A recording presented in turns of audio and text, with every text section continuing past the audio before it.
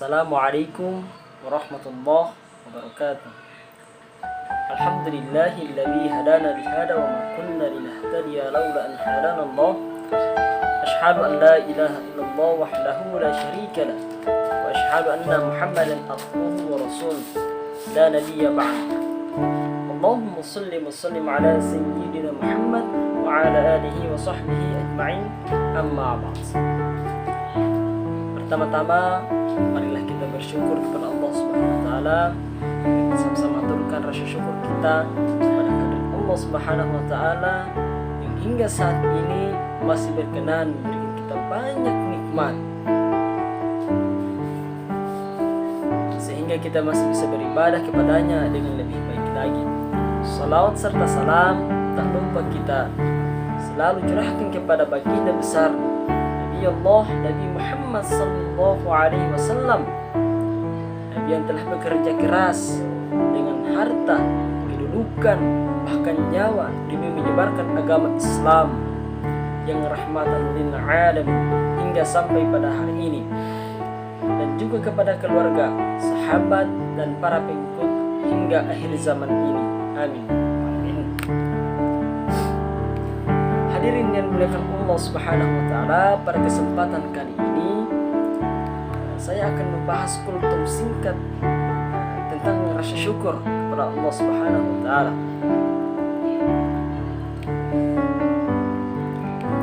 Syukur dalam aplikasinya mempunyai banyak dimensi dan warna yang berbeda. Rasa syukur dalam agama kita mempunyai peranan yang penting dalam mengatur tindakan yang berangkat dari hati. Kalau kita mau lihat fenomena kekacauan yang terjadi pada akhir zaman ini, kita akan mendapati bahwa salah satu akar masalah dari kekacauan adalah kurangnya rasa syukur kepada Allah Subhanahu wa taala yang dimiliki oleh manusia dan jauh dari mengingat kematian. Rasa syukur yang pasti atau yang benar pasti akan melahirkan perilaku yang baik dan tepat. Allah Subhanahu wa taala berfirman tentang keharusan bersyukur dalam Quran surah Al-Baqarah ayat 152 dan 172 yang berbunyi, A'udzu billahi minasyaitonir rajim. Bismillahirrahmanirrahim.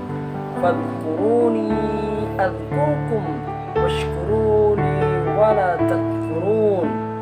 Maka ingatlah kepadaku, aku pun akan ingat kepadamu.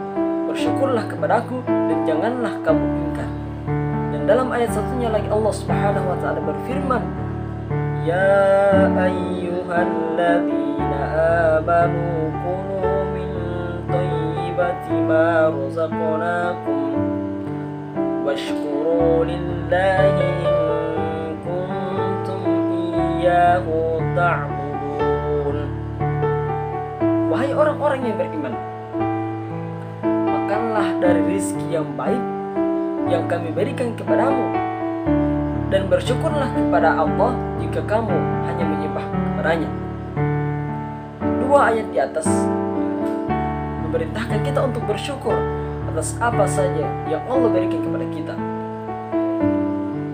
Hadirin yang dirahmati Allah Subhanahu wa taala, bisa seorang khalifah Umar bin Khattab pernah berkata tentang rasa syukur ini, seperti juga yang pernah Rasulullah SAW katakan kepada kita bahwasanya urusan seorang muslim itu selalu baik. Apakah ia sedang tertimpa musibah atau sedang dalam keadaan senang? Kemudian apa yang membuat urusannya selalu baik? Jawabannya adalah apabila ia tertimpa musibah, ia bersabar, dan apabila ia tertimpa kesenangan, atau kenikmatan yang Allah berikan, maka ia bersyukur kepada Allah Subhanahu wa taala. Jadi sebenarnya tidak ada yang rugi bila seseorang menjadi muslim, karena dalam setiap keadaan ia mempunyai pilihan sikap yang Allah ridhoi, yaitu dengan bersyukur dan bersabar. Mengenai ini Rasulullah SAW bersabda, sesungguhnya menakjubkan urusan seorang mukmin, semua urusannya adalah baik baginya. Hal ini tidak didapatkan kecuali pada diri seorang mukmin. Apabila ia mendapatkan kesenangan, ia bersyukur, maka yang demikian itu merupakan kebaikan baginya. Sebaliknya, apabila ia tertimpa kesusahan, ia pun bersabar, maka yang demikian itu merupakan kebaikan pula baginya. Hadis riwayat Muslim.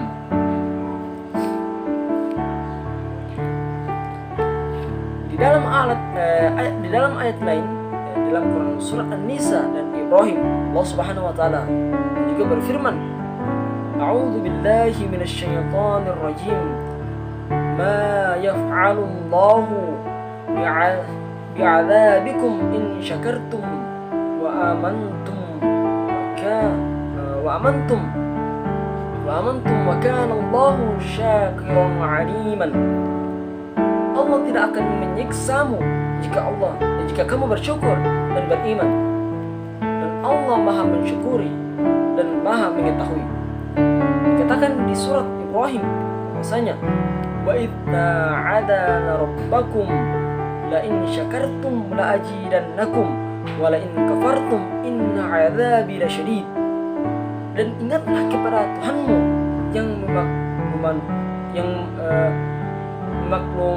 memaklumkan, sesungguhnya jika kamu bersyukur, niscaya aku akan menambah nikmat kepadamu. Tetapi jika kamu mengingkari nikmatku, maka pasti ajalku adalah sangat berat. Dari dua dalil Al-Quran di atas bahwasanya jelas bagi kita pelajaran yang dapat kita petik, yaitu untuk selalu bersyukur di setiap keadaan yang menimpa kita. Jangan sampai kita termasuk orang-orang yang ingkar atas nikmat sehingga mendapat azab dari Allah Subhanahu wa taala. Hadirin yang dimuliakan Allah Subhanahu wa taala, ciri-ciri orang yang bersyukur, ciri-ciri orang yang tidak bersyukur adalah dia selalu merasa kekurangan dengan apa yang Allah beri kepadanya, selalu merasa bahwa Allah tidak adil dalam membagi rezeki dan lain-lain. Sifat seperti ini hendaknya kita hindari sebisa mungkin, karena apapun yang terjadi pada kita, Allah lah yang berkehendak dan mengaturnya. Saya kira mungkin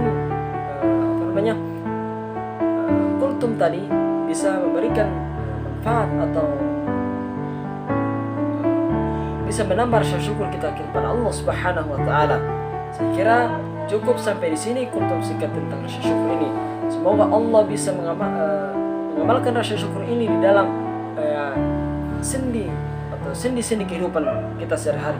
Amin amin ya rabbal alamin. Wabillahi taufiq wal hidayah. Wassalamualaikum warahmatullahi wabarakatuh.